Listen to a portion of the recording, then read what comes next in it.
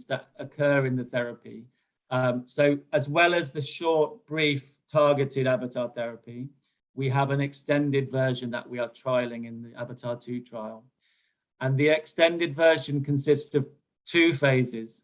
The first phase mirrors the same as what we've seen in the Avatar brief, where we use the content of the voice. We try to bring the avatar to represent that voice, the persecution, as close as possible, and the person stands up to that. But then there's a second phase, which is very much more individualized, very much more personalized. Voices represent different things in people's lives for different people. It's a very individualized experience.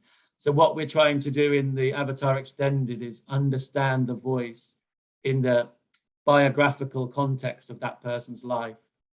So I'll stop there, Marta, for some translation. Thank you, Tom. Quindi abbiamo visto questo avatar breve di 6 sedute e adesso invece Tom ci parla dell'avatar esteso che consiste in 12 sedute. Questo avatar esteso si compone di 2 fasi. La prima fase è l'avatar breve degli specchi, mentre la seconda fase è una fase più individuale, è un dialogo personalizzato. Le voci rappresentano esperienze molto personali e quindi in questa seconda fase si tenta di comprendere la voce nel suo contesto. Thank you. So in this extended therapy, we're thinking a little bit about how to make sense of the voices in the context of the person's life. There's often a mirroring of relationships between perhaps early life experiences, trauma, abuse that we know is very common in people that hear voices. And there's often a reflection of those experiences in the voices. So trying to make sense of those and how they fit in terms of that life history. But equally not losing sight of the present day and what's happening in the daily life of that person. For example, where people are being very isolated socially or avoiding very many things or not going out. So we try to take a view of the past, but also the present and the future as well within this therapy. Right. Quindi le voci rappresentano esperienze personali del paziente, come abbiamo detto, e sono esperienze anche precoci, quindi parliamo di traumi, abusi, sono esperienze di vita sin dall'infanzia e anche sono esperienze di vita quotidiana attuale. And just picking up on Maurizio's point about the kind of the therapy relationship, I should say that kind of between the phases in the therapy that the voice transitions from the persecutory position to a different position. But what we're trying to do is make that make sense in terms of the person's relationship with the voice. So if the voice experiences a demon, a demonic presence, the demon doesn't become nice and benevolent, but the demon might accept that the person is not evil and that they cannot persecute them anymore because the person is a good person who's living their life. So we look to transition the dialogue in keeping with the person's experience.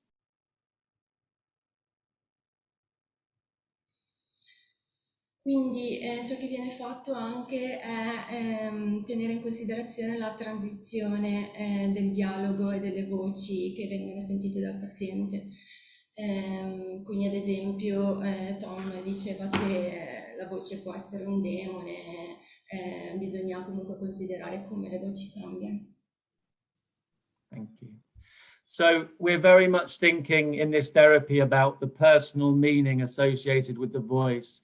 Kind of what sense does the person make of this voice? What are their beliefs and ideas about the voice?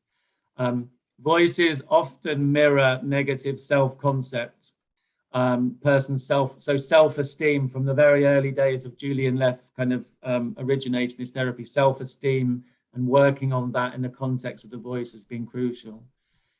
And also, it may vary across countries in different contexts, but certainly where we work, voices often reflect experiences of discrimination, marginalization, being put on the outside of things and stigmatized. So the dialogues can often be thinking around how that person reclaims an identity and a place in society. So. Vediamo appunto il significato personale, quindi qual è il significato per il paziente che sente le voci. A sinistra vediamo il self-concept, che è cioè il concetto di sé, che di solito è un concetto negativo, che è il paziente. Invece a destra parla di integrazione sociale, quindi discriminazione e stigma. Thank you. And if I could politely request if we could now turn the recording and the live stream off again, please, for the next section. This is the last section. Dovremmo spegnere la registrazione di nuovo. Va bene.